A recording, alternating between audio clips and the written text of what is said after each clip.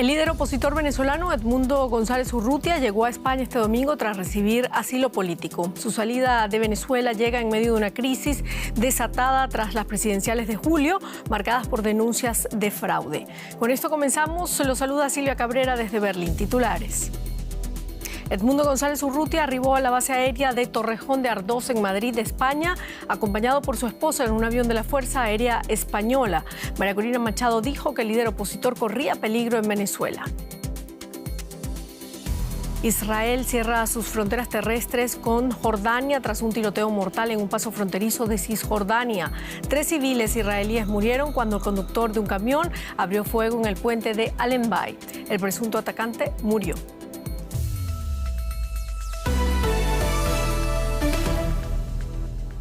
El candidato opositor venezolano Edmundo González Urrutia llegó este domingo a España, país que le ha garantizado asilo político. Allí aseguró que su salida de Venezuela estuvo rodeada de episodios de presiones, coacciones y amenazas.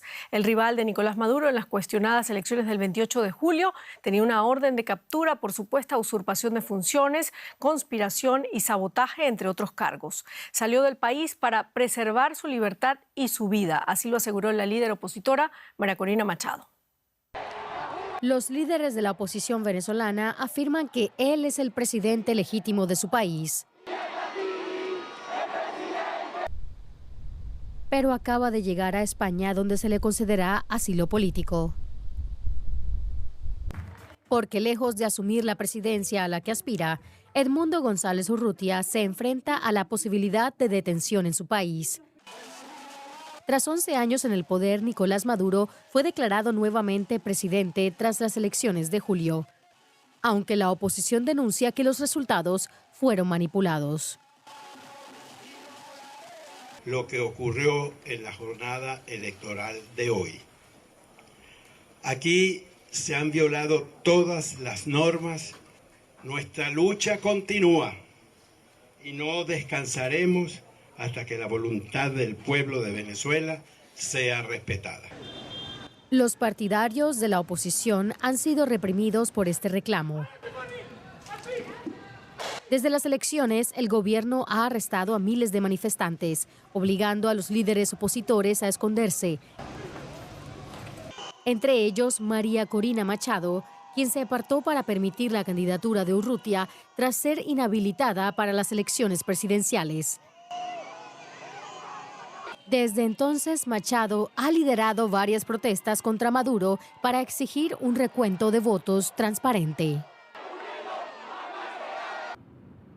Machado escribió sobre la partida de Urrutia en X. Su vida corría peligro, el régimen no tiene escrúpulos ni límites en su obsesión de silenciarlo e intentar doblegarlo. Ante esta brutal realidad, es necesario para nuestra causa proteger su libertad, integridad y vida. También añadió que Urrutia tomará posesión en enero desde el exilio y continuará su lucha desde fuera del país, mientras Machado seguirá liderando la causa en Venezuela. El canciller español José Manuel Álvarez manifestó este domingo que no hubo negociaciones con el régimen venezolano de Nicolás Maduro para conceder protección a Edmundo González Urrutia. Sin embargo, el fiscal general de Venezuela, Tarek William Saab, indicó poco después que los gobiernos de España y Venezuela pactaron la salida de Caracas del líder opositor. Los gobiernos de España y Venezuela acordaron el otorgamiento de salvoconducto al ciudadano Edmundo González Urrutia para que abandonara el territorio nacional y se acogiera al asilo concedido por España. Conectamos a esta hora con Óscar Schlenka en Caracas, Venezuela. Óscar, el fiscal venezolano Tarek William Saab, afín al chavismo, dice que la salida de González Urrutia es el final de una comedia. ¿Cómo queda Venezuela ahora? ¿Se pone fin al capítulo elecciones?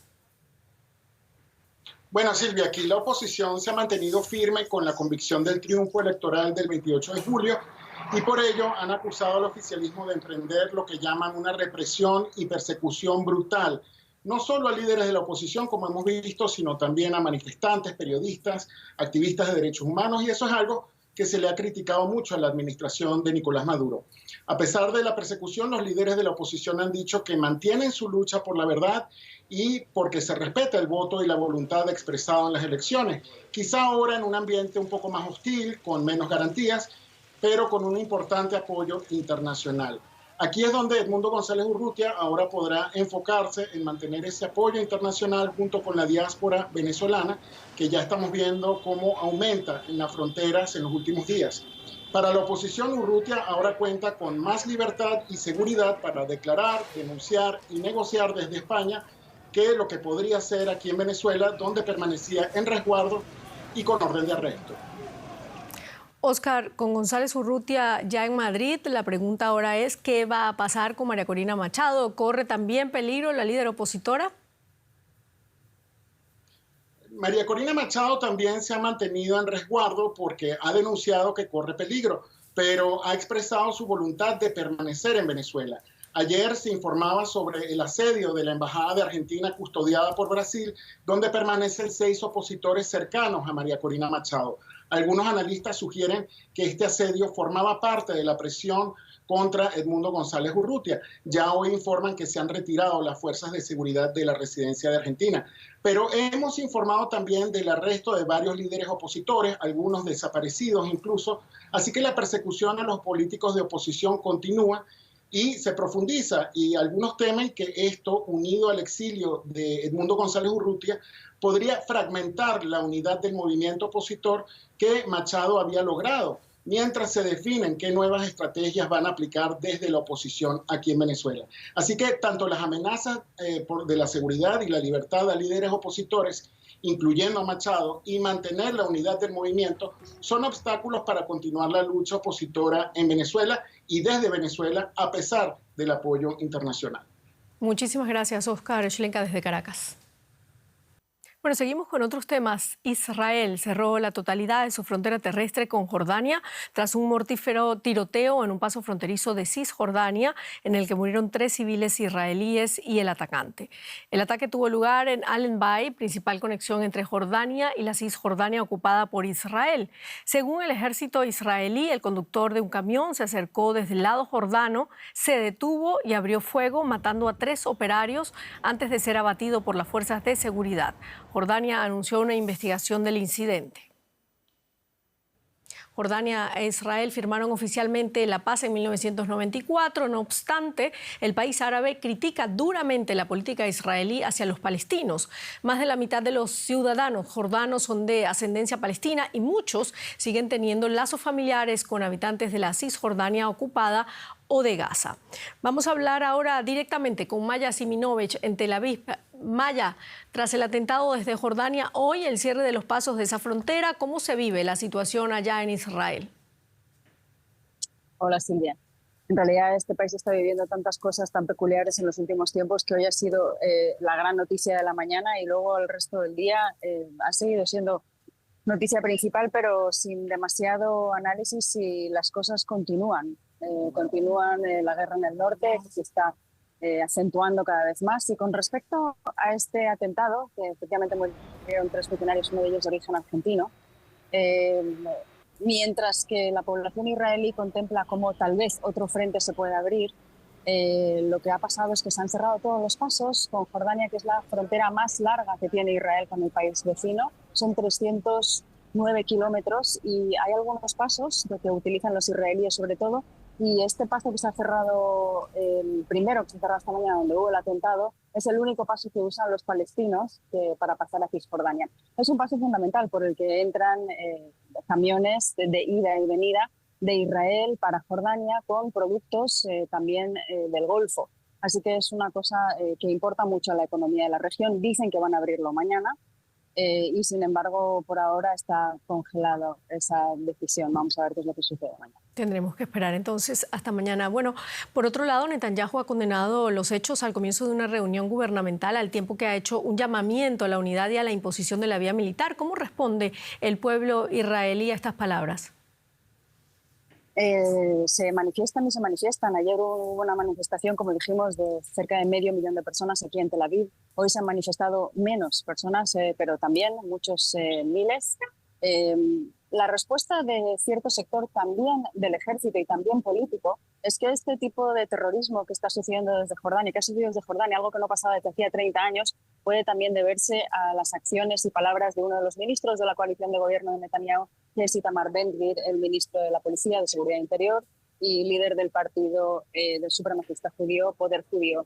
Él está hablando de que los judíos deberían poder entrar en Al-Aqsa, que es donde rezan los musulmanes, para también poder rezar. En realidad, Al-Aqsa es el lugar más controvertido de Jerusalén, de la ciudad vieja, y está custodiado por jordanos, efectivamente.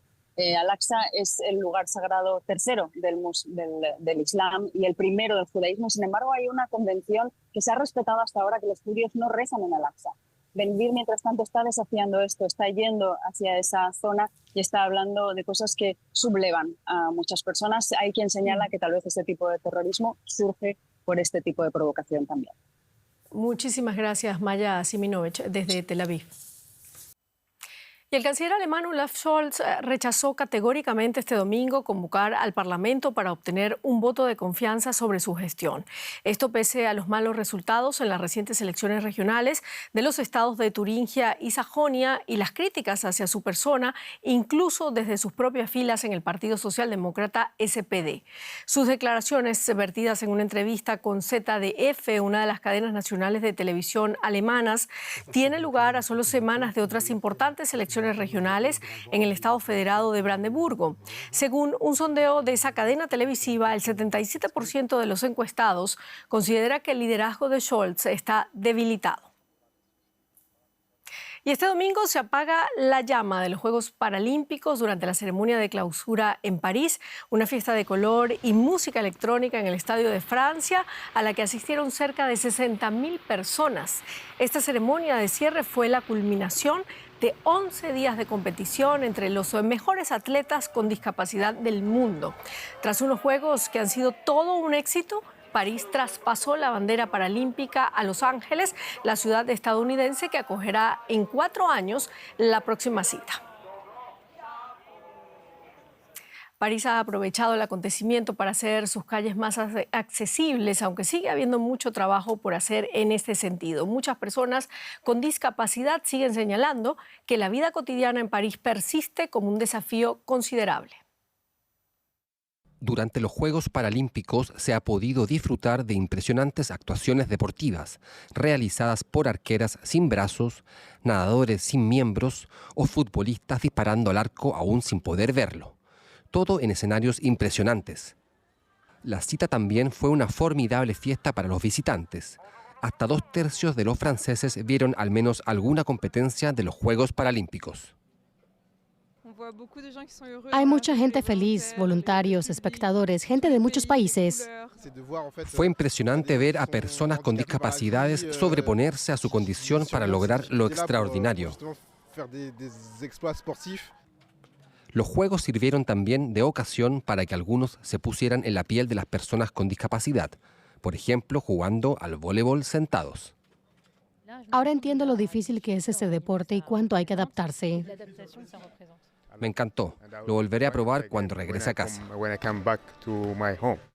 En los preparativos para los Juegos Paralímpicos, París introdujo cambios para ayudar a las personas con discapacidad a desplazarse y creó 17 barrios sin barreras, como aquí en el norte de París. Hay topes redondos en el suelo para las personas no videntes y el paso de peatones es plano, sin adoquines. Ampliamos este pasaje para darle más espacio e hicimos accesibles las 2 instalaciones deportivas que hay aquí, construyendo este ascensor, que ayuda a evitar las escaleras. Y construyendo también una rampa para sillas de ruedas. En 2026 habremos invertido 125 millones de euros en estas obras. Sin embargo, este filósofo especializado en materia deportiva dice que aún hay mucho que hacer. Las personas con discapacidad no son visibles en la sociedad, no ocupan cargos públicos, apenas salen en televisión y solo unos pocos se dedican a las artes escénicas. Les resulta imposible tener grandes sueños. Falta adaptar muchas infraestructuras. El metro de París es en gran parte inaccesible para las personas en silla de ruedas. Mejorarlo podría costar más de 50.000 millones de euros y demorarse hasta 20 años. Y con esto terminamos nuestro informativo. Gracias por habernos acompañado. Hasta luego.